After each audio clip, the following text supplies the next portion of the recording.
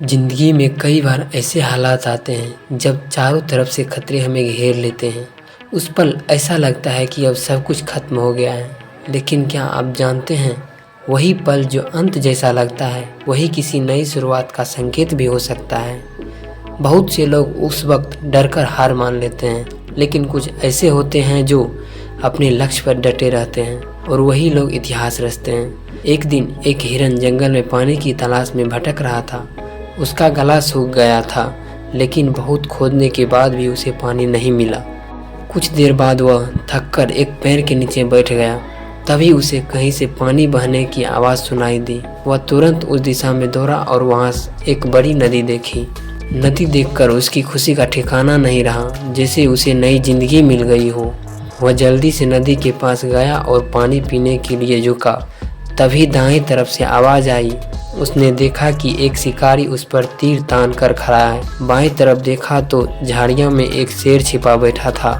घबराकर पीछे मुड़ा तो देखा कि जंगल में आग लगी हुई थी और वह उसके ओर बढ़ रही थी, यानी हर तरफ से खतरा था।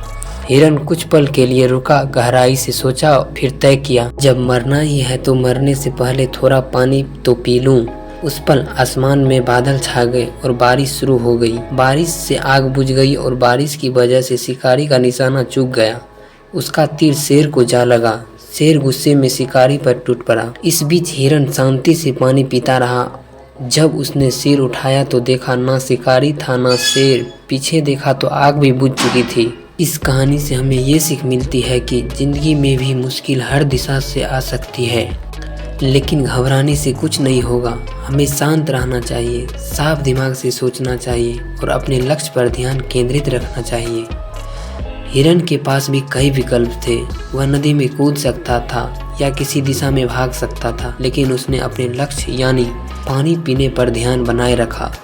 ठीक है, उसी तरह हमारी ज़िंदगी में भी जब समस्या चारों ओर से घेरे तो हमें अपने काम पर ध्यान देना चाहिए। धीरे धीरे सारी मुश्किलें अपने आप दूर हो जाएगी। इसलिए जिंदगी की समस्याओं का हल है हिम्मत, धैर्य और सही निर्णय लेने की क्षमता। डरिए मत, बस काम करते रहिए। दुनिया क्या कहेगी इसकी चिंता मत कीजिए, बस अपने कर्म करते रहिए। एक दिन वही दुनिया आपको देखकर दंग रह जाएगी।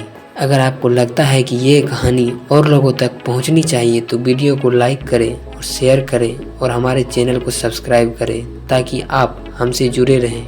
मैं फिर मिलूंगा एक और ऐसी प्रेरणादायक कहानी के साथ। तब तक धैर्य रखें, आभारी रहें और ज़िंदगी में आगे बढ़ते रहें।